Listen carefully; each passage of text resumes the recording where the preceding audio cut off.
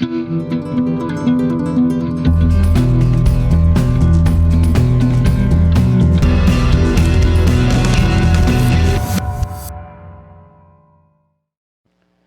aí pessoal, beleza? Bem-vindos ao canal Libertário 013, o meu nome é Caio, para quem não viu na intro. Esse é um canal austro-libertário, eu falo sobre economia, filosofia, política e ética por essa perspectiva. E o vídeo de hoje, como a thumb entrega, é dia de fazer a análise do filme O Poço. Um filme que saiu em 2019, ficou conhecido como o filme da pandemia, vamos dizer assim. Como é uma análise do filme, já deixo claro, haverão spoilers nesse vídeo. Se você não viu o filme, ele está disponível na Netflix, vai lá, assiste o filme primeiro e volta aqui no canal, aí você continua assistindo o vídeo. Se é a sua primeira vez aqui no canal, peço que você se inscreva, isso ajuda demais o canal. Vamos rumo aos 800 inscritos aí, faltam 88 inscritos agora para os 800 e consequentemente 288 inscritos para os 1000. Então me ajude, se inscreva no canal, compartilhe o vídeo, divulgue para mais gente.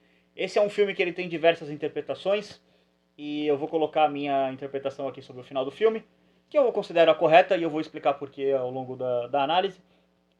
É um filme muito bom, gostei bastante, achei bastante interessante. Ele tem umas cenas bem graficamente pesadas, então eu não recomendo pra galera um pouco mais sensível. Mas antes de entrar na análise, cheque a descrição. Eu vou deixar alguns artigos aqui, tá, que vão complementar a análise do filme, alguns links de livros também que eu acho interessante que você pode baixar para ler, para poder expandir sua experiência em relação ao filme e consequentemente ao que eu vou falar aqui. Também vou deixar na descrição todos os links padrões, que são das redes sociais. Segue lá nas redes sociais, que aí você fica sabendo quando saem os vídeos, enfim, um roteiro mais ou menos, como é que vai ser, programação da semana. Esse vídeo era para ter saído acho que quarta-feira, tá saindo no sábado, enfim. Eu tô tentando diminuir um pouco o ritmo de vídeos no YouTube e focando um pouco mais no Instagram. Então segue o Instagram, que tem mais coisa lá do que aqui, ultimamente. Na descrição também tem o link da Loja da Liberdade, a loja que tem apoiado o canal aqui, patrocinado o canal. Muito obrigado ao Mauro da Loja da Liberdade por acreditar aqui no projeto. Então você pode comprar artigos libertários lá na loja. Agora tem uma nova linha de produtos e você quer saber qual que é? Vai lá no Instagram, eu fiz um post falando sobre isso. Então você segue na rede social, muito importante, estou fazendo posts promocionais, já que tem vindo bastante produto e tal. Então segue lá. Se você quiser ajudar o canal também de outra forma, você pode colaborar financeiramente com o canal, através de doações de Bitcoin, Bitcoin Lightning ou Nano via criptomoedas, ou através do bom e velho Pix. O Pix é o contato.libertario013@gmail.com. Mas vamos lá. Eu não lembro o nome dos personagens, tá? Eu sou péssimo para lembrar nomes.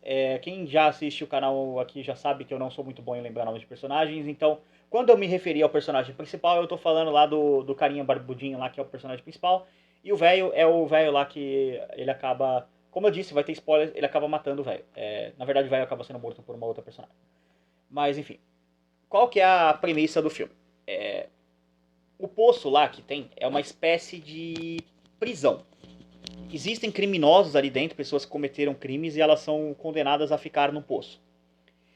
O poço é uma estrutura que tem 333 andares. Spoiler do final do filme. Como eu disse, vão ter spoilers nesse vídeo. Então se você já está aqui, você já sabe disso. Então não reclame depois nos comentários. É uma estrutura de 333 andares. Cada andar tem 2 pessoas. Eu já vou entrar nos simbolismos disso daqui a pouco. Vamos antes entrar em um diálogo bem interessante lá. Cada pessoa pode levar ao poço um determinado item. E o carinha lá, que é o personagem principal, ele acorda somente com um livro. O livro dele é o Don Quixote, basicamente. Ele não, a princípio assim, o filme não te entrega porque que ele levou aquele livro, mas depois ele explica que, ó, eu quero ler esse livro e tal, não sei o quê. E aí começa a premissa que tipo assim, a gente tá no andar 48. Então a gente vai comer o quê? A gente vai comer as sobras de das 47 pessoas acima. Como eu disse, 2 pessoas por andar, 94 pessoas. Certo? E aí o filme tem essa premissa. Um elevador, ele desce com comida e você come o que sobrou. E aí, acontece uma treta, basicamente, lá, ao longo do filme. E ele, né, o personagem principal e o velhinho acordam num andar mais baixo. Muito mais baixo, acho que é 120 e pouco, alguma coisa assim. Um andar que evidentemente não chegaria comida. Então, o velhinho, ele tem uma faca e ele vai tentar cortar o nosso personagem principal em pedacinhos para poder comer ele, né? Porque, né, ele não quer morrer de fome. E aquele seria o penúltimo mês dele no poço. A faca que ele usa para isso tem um diálogo interessante. É mais um monólogo, né, que ele faz sobre essa faca. É uma bela crítica ao consumismo, tá? E nisso o filme acerta. E eu já aviso, tá? Spoiler da análise aqui. Esse filme, eu tenho certeza, mas eu tenho certeza absoluta que quem fez esse filme falou: aqui ó, pai vai fazer uma crítica ao capitalismo linda. E ele mira, mas assim, ó, ele mira certinho assim, ó, pá, no capitalismo, mas a bala vai direto no socialismo. Já vou chegar lá pra explicar. Aí essa crítica é boa. Esse é um bom texto de crítica. O velho vê um comercial de uma amoladora de facas, né? Que a faca nunca perde o fio depois que ela é amolada naquela pedra, né? De amolar, vamos colocar assim. E o velho compra essa faca, esse amolador, né? Só que a propaganda seguinte, esse amolador fala que você pode até cortar tijolo que a faca não desafia. A propaganda seguinte é de uma faca que ela nunca perde o fio, mesmo que você corte tijolo.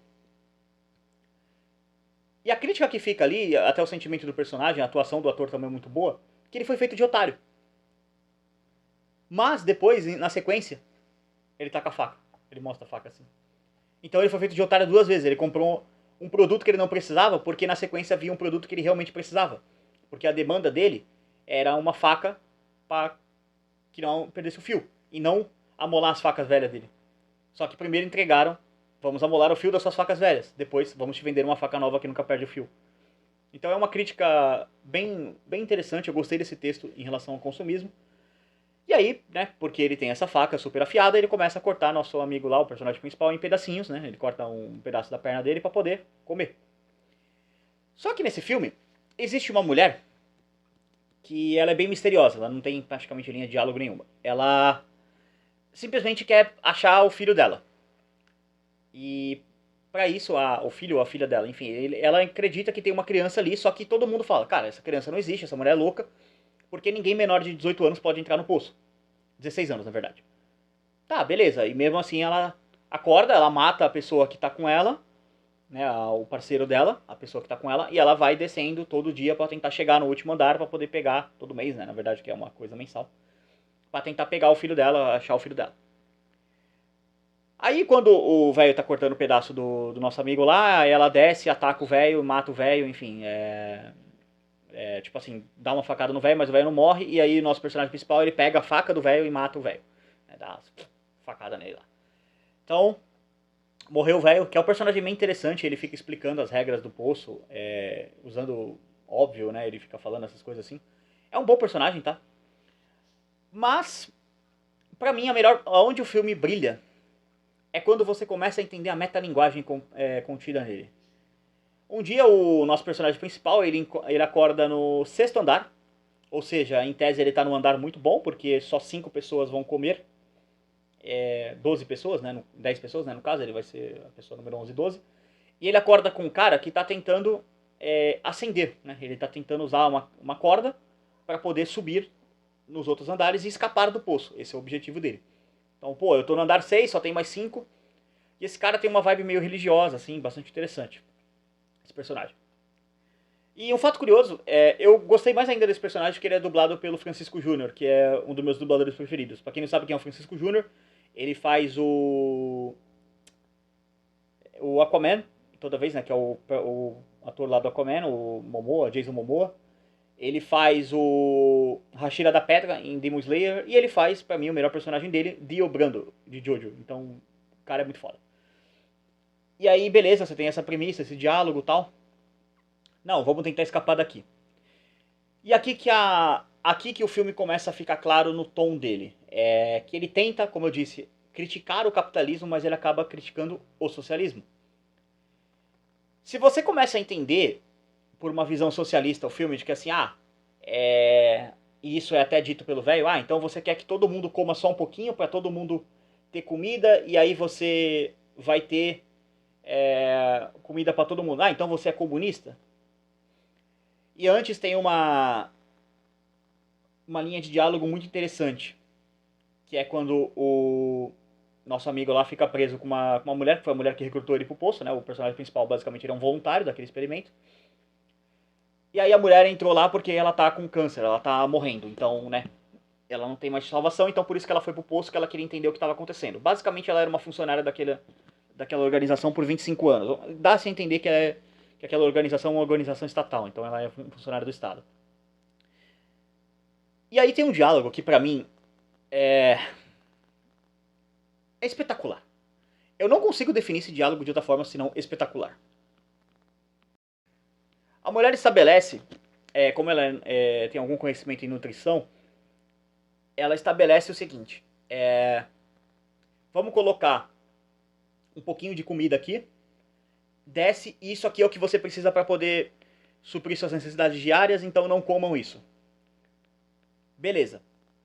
Só que o pessoal de baixo, do andar de baixo, eles alegam: ah, a gente ficou no andar lá fudido lá, a gente quer comer pra caralho porque a gente tá com fome.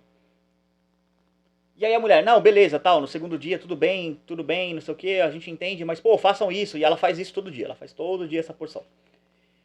Só que aí, no 15º dia, basicamente o personagem principal começa a tiltar com os caras. E ele fala: olha só, o negócio é o seguinte, se vocês, seus filhos da puta, escutarem o que eu tô dizendo, eu vou cagar na comida de vocês e eu vou passar merda nela inteira. E aí vocês vão comer comida com merda. E aí os caras, na base da coerção, né, na base da ameaça, porque a mulher tava tentando fazer um diálogo pacífico, os caras obedecem. Então eles começam a descer a comida pra todo mundo ter comida. Só que aí a mulher fala: ah, agora a gente tem que convencer o pessoal de cima. E aí ela começa a tentar convencer o pessoal de cima. Aí o cara olha assim e fala: não, você não vai conseguir convencer o pessoal de cima. Aí ela pergunta: pô, por quê? Aí o personagem principal lá responde: porque eu não consigo cagar pra cima. Eu ri demais disso. Eu ri demais desse diálogo. Esse diálogo é muito bom. Então, assim, tu tem estabelecido que eles querem resolver esse problema. Não dá certo o plano deles. Só que, quando entra o negão na cena, lá que é o outro amigo dele lá, o outro personagem, que é o que eu falei que tá dublado pelo Francisco Júnior, os dois, né, começam a fazer um plano para tentar quebrar o sistema, que é pegar um certo item, uma panacota, né, como é chamado, e tentar fazer isso descer até o fundo do poço e voltar para demonstrar que há uma certa solidariedade voluntária entre as pessoas. E não tem. As pessoas são, de certa forma, eu não gosto de usar egoístas como uma ofensa, porque para mim o egoísmo é uma virtude, mas elas não têm esse senso de se preocupar com o próximo. Vamos dizer assim. E aqui que o filme começa a ficar interessante. Quando eles acordam no sexto andar, o plano inicial do negão lá, que eu esqueci o nome, é ascender socialmente. Porque se você entende que aquilo cada andar é uma casta da sociedade, daquela sociedade, ora, se eu estou no andar de baixo, eu quero ascender socialmente. Então eu preciso subir. E ele amarra uma corda lá, a galera até amarra a corda pra ele em algum lugar lá, não sei. E quando ele vai tentar subir, a resposta das pessoas do quinto andar é literalmente cagar na cara dele. E o negão lá, ele fica irado. E aqui começa aonde o filme erra. Se ele tá tentando criticar o socialismo, dizendo que as pessoas de cima não se preocupam com as pessoas de baixo, vamos estabelecer algumas coisas aqui. O que seria o andar zero, então? Nesse filme. Deixa nos comentários aí, o que você acha que seria o andar zero? O andar zero, ele representa a elite do funcionalismo público. Os caras que planejam a distribuição de comida. A galera que são os planejadores. Eles recebem os ingredientes, eles fazem a comida e eles ofertam a comida para a sociedade, que é a galera que está embaixo. E eles acreditam que aquilo ali será suficiente. Só que por que não é suficiente? Porque aquela organização, o andar zero, representa o Estado. E o Estado, ele não faz cálculo econômico. Ele não consegue quantificar precisamente quantos bens são necessários, a que quantidade, para quais pessoas. Por quê? cada pessoa tem uma necessidade nutricional diferente. Tanto que é perguntado, qual é seu prato favorito? Quando eles vão entrar lá. Então, meio que aquilo ali é o prato favorito de cada pessoa. Então, em tese, cada pessoa deveria comer somente o seu prato favorito, que é preparado todos os dias, de acordo com as informações do usuário. Só que as pessoas comem além do seu prato favorito, comem o prato favorito de outras pessoas. Mas isso é uma crítica à ganância do capitalismo, não sei o quê. Não, não é. Se você entende o andar zero como o Estado e a comida como os bens de consumo disponíveis naquela sociedade, quem que tem acesso aos bens de consumo primeiro? A elite. Ou seja, aqueles mais próximos do Estado, ou o próprio Estado, né? Porque o pessoal do andar zero também come. Os cozinheiros lá. Embora não mostre isso no filme, mas fica evidente que assim, aquelas pessoas recebem comida, né? Porque tá todo mundo muito bem bem fisicamente, assim, eles não parecem estar sofrendo de problemas de inanição. À medida que vai descendo somente as migalhas para as pessoas. Então essa é exatamente a crítica do filme. Ele tenta acertar no socialismo, dizendo que olha só como a produção capitalista é malvadona, as pessoas não há como produzir comida, que não sei o quê. Mas a crítica vai no socialismo. Por quê? Andar 0, Estado. Andar 1, 2, 3, 4, até um certo ponto, é a elite do funcionalismo público. São as pessoas de qual o Estado rouba através de imposto, e é para eles que eles distribuem o prime, o filé. É para eles que vai o dinheiro primeiro. E aí essa galera, ela come muito bem, ela vive muito bem. Mas por que ela vive muito bem? Porque a galera do andar 1, para eles comerem bem, precisa roubar a galera lá do andar 333. Do 332, 331, 330. E a vida das pessoas nesses andares, que vida que eles têm? Porque quando eles, os dois personagens, né, o negão lá e o personagem principal, mudam o foco do plano, deixa de ser o foco vamos entregar essa vamos tentar subir para vamos entregar essa panacota e fazer ser a mensagem. Eles vão descendo e eles percebem que nos andares mais abaixo só tem morte. As pessoas se mataram ou se mataram para poder comer umas às outras. Não tem mais pessoas vivas ali embaixo. E isso é exatamente o que o Estado faz. O Estado é uma máquina de exterminar pobres. O Estado é uma máquina de matar pobres. O Estado é uma máquina eugenista. É uma máquina que rouba do mais pobre para dar para o mais rico. É um Robin Hood às avessas. Ele toma o dinheiro do pobre, taxando a comida do pobre, taxando o remédio do pobre, taxando o carro do pobre. Isso quando o pobre tem dinheiro para comprar carro, né? Porque a maior parte das vezes não tem. Ele taxa tudo que o pobre produz e tudo que o pobre consome. Porque se você produz algum tipo de serviço, para você poder ter acesso a crédito no banco, por exemplo, você tem que se submeter a ser taxado pelo banco. Pelo Estado, aliás. Senão você não tem crédito no banco. E como é que alguém enriquece numa sociedade sem crédito? Inclusive, o conceito de poupança nessa sociedade, ela é punida. Não existe poupança. Porque, por exemplo, quando o personagem principal pega uma maçã da pilha de comida ali e guarda pra ele, ele fala, pô, vou guardar pra mais tarde. Que é o que ele tá fazendo? Eu estou abdicando de um consumo agora para poder estar mais rico no futuro. Que é assim que uma sociedade enriquece, através de poupança. É você se abster de consumir um bem de consumo agora, ou um bem de capital, para no futuro você esperar ter uma expectativa maior. Aquilo ali é um micro exemplo de Robinson Crusoe numa ilha.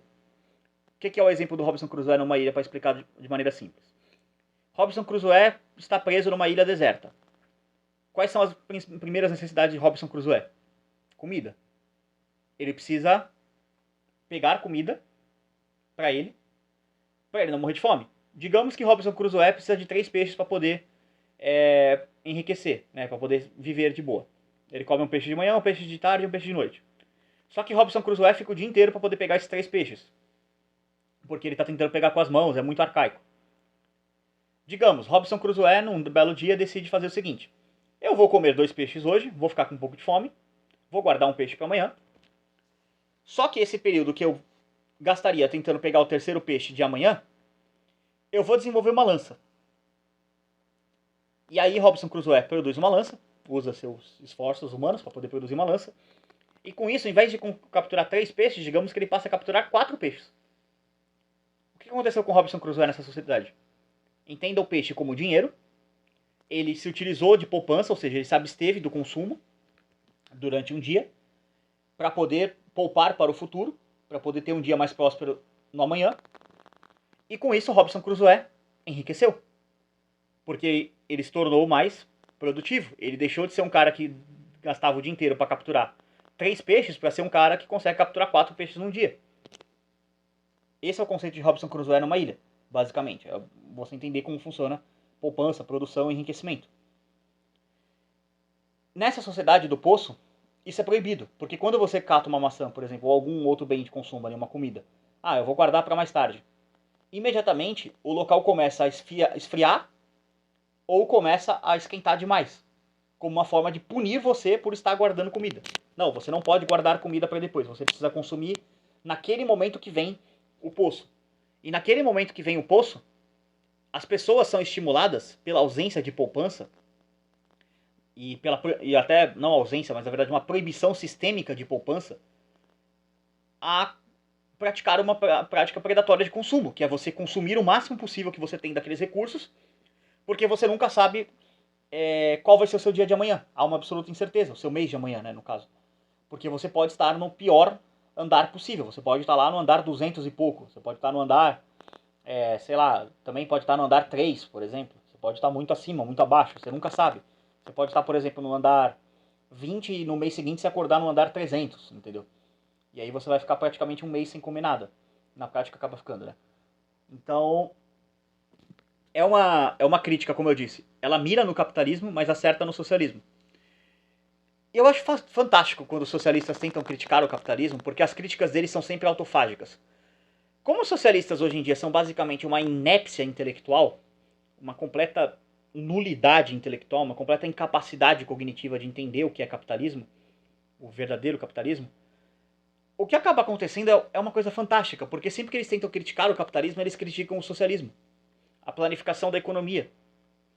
Lembra quando eu disse lá atrás que o filme tem a questão da mensagem religiosa e tudo mais? Bora conectar as pontas agora.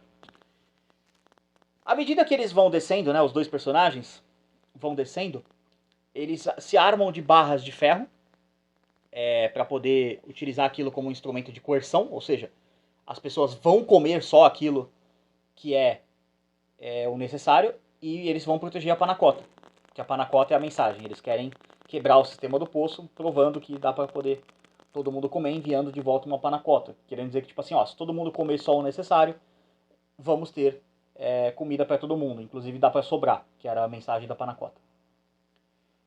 Só que à medida que eles vão descendo, eles vão enfrentando percalços, que são basicamente pessoas sendo atacando eles. Tem até um cara com uma espada que acaba ferindo mortalmente o personagem negão lá, que eu esqueci o nome dele. Enfim, como eu disse, eu não lembro o nome dos personagens, desculpa. Ele toma um talho aqui na barriga dele, um talho bem feio, então ele ia morrer de hemorragia, não tinha o que fazer. A não ser fechar a ferida, o que não seria possível. Só que eles vão se utilizando desse instrumento, né, de ir descendo. E aí você começa a... Deixa eu me ajeitar aqui. Você começa a ver a mensagem central do filme. 333 pessoas, 333 andares vezes 2 pessoas. O último andar é 666. O número da besta. Ou seja, literalmente a mensagem do filme é uma economia planificada, planejada centralmente no topo, ela é literalmente o inferno. Eu achei essa mensagem religiosa do filme no final muito profunda. Mas você precisa pegar as nuances do filme para você entender ela. Quando finalmente a plataforma desce no último andar e ela vai mais abaixo, porque havia um último andar do último andar, um andar não numerado, a única luz que tem é justamente na plataforma. E aí o nosso personagem lá, porque ele tá muito ferido, ele começa a ter alucinações com o velho lá que morreu, e ao longo do filme ele tem várias alucinações com o velho. Ele acaba fazendo uma coisa bastante interessante. Ele se sacrifica, né, porque ele fica naquele lugar, né, que seria tipo o limbo, vamos dizer assim. Ele se sacrifica para poder levar a mensagem. Quem que era a mensagem? A criança que eles encontram no andar 333. Então a mulher louca lá que tava matando todo mundo, ela não era tão louca assim. Ela tinha razão. A, a filha dela, no caso é uma garotinha, tava ali. Então cabe à garotinha levar a mensagem. Acender. Qual que é a mensagem? De que é possível sobreviver mesmo no inferno. De que há esperança. E quando você vê todo aquele ambiente rodeado de escuridão no último andar do último andar, né? O andar abaixo do 333, o limbo, vamos chamar assim. E tem um único raio de luz iluminando a plataforma. Aquilo ali é uma baita metáfora para representar a esperança, sabe? E o sacrifício que é feito, você vê que quase aquele personagem o personagem principal, ele assume quase como se fosse um papel de Jesus nesse final do filme. Que é tipo assim, eu vou me sacrificar pela humanidade para que as pessoas entendam a mensagem. E qual que é a mensagem? Como se fosse assim, a ressurreição, que é a garota ascendendo quando todo mundo pensava que ela estava morta ou ela sequer existia. Ah, se ela tá aí, ela tá morta. E, e esse filme é um filme muito bom. É um filme que faz você pensar bastante. Infelizmente eu duvido da complexidade dele. Duvido mesmo. Porque, como eu disse, é um filme complexo. É um filme difícil de entender, mas a mensagem dele é uma mensagem profundamente libertária, profundamente anti-Estado. E acima de tudo, se eu fosse resumir esse filme em uma única frase, a economia planificada é literalmente o inferno. Não tem como olhar para esse filme entendendo as nuances econômicas, sociais, os conflitos dele e chegar numa outra conclusão. Ele não é um filme sobre uma crítica ao capitalismo, como eu já vi muitas pessoas dizendo, eu não tinha visto o filme, mas tinha visto thumbs de vídeo, enfim, gente falando, esse filme é uma crítica ao capitalismo. Não, não é. Ele não é uma crítica ao capitalismo, ele é uma crítica ao socialismo. Eu tenho certeza que o roteirista tentou criticar o capitalismo, só que os socialistas não fazem a menor ideia do que é capitalismo. E eu até comentei sobre isso nos meus status, assim, pessoalmente, que às vezes eu preciso ficar num pêndulo entre humildade e arrogância. Sabe? Eu queria ter a sensação de ser desafiado intelectualmente, às vezes. De ver um argumento bom de alguém e falar: tá, eu não sei responder isso agora, eu preciso estudar, eu preciso me aprofundar nesse argumento e nas bases dele, lá nas bases epistêmicas, filosóficas dele, estudar, porque realmente eu estou diante de uma coisa que pode ser que me faça mudar de ideia. A última vez que isso aconteceu comigo foi dentro do próprio movimento libertário, com libertários puristas me provando que a minha via gradualista estava errada. Mas percebe que estava dentro da bolha? Fora da bolha, sinceramente, eu não vejo ninguém com estofo intelectual para criticar o libertarianismo hoje em dia. E aí aquilo, a arrogância, mas ao mesmo tempo a humildade, porque se eu ver alguém com esse estofo eu vou ter que mudar de posição. Então é um dilema, sabe? E quando você vê interpretações tão pueris assim desse filme, falando que o filme é uma propaganda ao socialismo, não. O filme não é uma propaganda ao socialismo. Pelo contrário, esse filme é um filme profundamente antissocialismo. A mensagem dele é literalmente que uma economia planificada é um inferno. É só você ver a analogia no final, 333 andares vezes 2 pessoas, 666, o número da besta. O andar 333 representa o inferno. A plataforma voltar para o final representa a ressurreição. O sacrifício do cara representa Jesus, de certa forma. Jesus se sacrificando pela humanidade para tentar resolver os problemas do mundo. É ele se sacrificando para tentar resolver os problemas daquele mundo, daquele micro-universo ali, daquelas 666 pessoas sujeitas àquele experimento social, das pessoas se matando, das pessoas com violência. Não tentando resolver o problema. E tem uma cena que eu acho muito interessante, que vale um comentário à parte aqui, que é um cara, quando eles estão descendo, um cara tem dinheiro. É uma cena de poucos segundos, mas é muito profunda. Porque esse cara com dinheiro, ele não entendeu o que é uma economia. Aquele cara ali talvez seja o personagem mais burro do filme. Porque você poderia levar qualquer coisa, ele levou dinheiro. Qual é o valor do dinheiro? Por que o dinheiro é valorizado numa sociedade? Você pode comer dinheiro? Você pode beber dinheiro? Você não pode. Mas você pode usar o dinheiro para comprar uma água, se você tiver com sede. Você pode usar o dinheiro para comprar uma roupa, se você tiver com frio, uma comida, se você tiver com fome. Mas e se não há produção? Se o sistema de produção quebra? Só há uma sociedade de consumo. Qual é o valor do dinheiro? Qual é o valor do dinheiro dentro do poço? Nenhum. Aquela não é uma sociedade que troca bens entre si e usa o dinheiro na sua real função, que é ser um meio de troca universalizável, um meio de troca entre bens. Por exemplo, digamos que uma pessoa queira trocar, sei lá, esse pente por esse controle de PlayStation 4. Digamos. E tem uma outra pessoa que, sei lá, quer trocar esse fone de ouvido. Aí eu Caio, quero um pente e eu estou disposto a trocar por esse fone de ouvido. Só que a pessoa que tem o pente, ela quer trocar pelo controle de PlayStation 4. Digamos. Aí, como é que a gente faz essa troca? Ora, dinheiro. Digamos, eu vou lá, troco o meu dinheiro pelo fone que eu quero e as pessoas fazem as trocas entre si. É a forma mais fácil. Só que, de novo, qual que é a condição do dinheiro para ele existir? Ele precisa estar numa economia que funcione, uma economia funcional.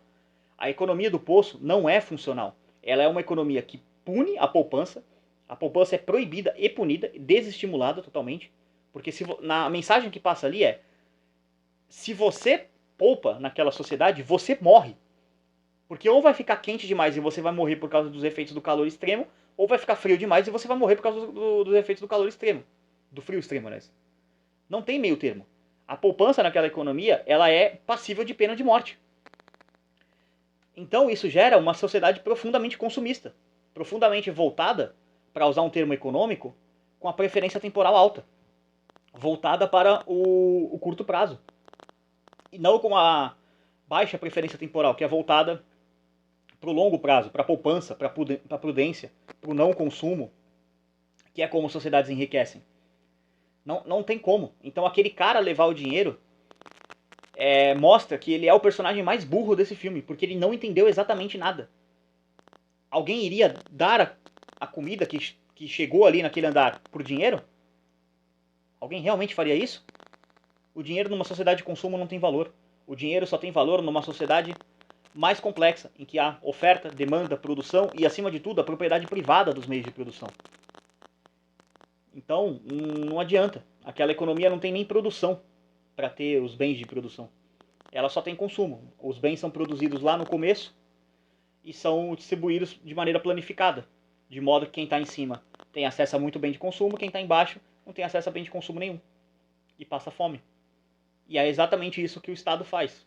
Ele é quem tenta planificar a sociedade, planejar centralmente a sociedade, falha miseravelmente, e as consequências disso é só você ver o final do filme. São as pessoas descendo, os dois lá, o negão e o personagem principal, descendo no poço e vendo gente morta pelas consequências do planejamento estatal, do planejamento central da economia. Então a mensagem final do poço: o planejamento central é literalmente o inferno. Mas enfim, essa é a análise do filme aí. Desculpa que a análise ficou longa, mas esse filme é complexo demais para ser feito uma análise curta. Talvez esse seja o maior vídeo dessa série. Desculpa aí, galera, mas como eu disse, não tem como falar pouco desse filme. É um filmaço. Assistam esse filme. Se você chegou aqui até o final e você não viu o filme, mas mesmo assim você viu a análise, obrigado. Eu acho isso meio estranho, mas enfim, quem sou eu para julgar o gosto da pessoa? Muito obrigado pelo seu tempo que você passou aqui comigo. Assistam o filme. Mandem esse vídeo para quem assistiu o filme, mandem lá no grupo da família. Talvez ser um pouco longo, a galera vai ficar um pouco receosa, mas fale, pô, vale a pena, tem muita coisa, essa análise é bem mais profunda do que as outras. E honestamente é mesmo, né? Enfim, tô me gabando aqui um pouco, mas enfim. É isso, galera. Like, inscrição, sininho ativo aí para ser notificado. Comprem coisas na Loja da Liberdade, ajudem o canal financeiramente se for possível. Se não for, sua inscrição, seu compartilhamento já ajuda demais. Deixe sua opinião sobre o filme, sobre a análise, o que você achou. Por esse vídeo é isso. Tchau, tchau.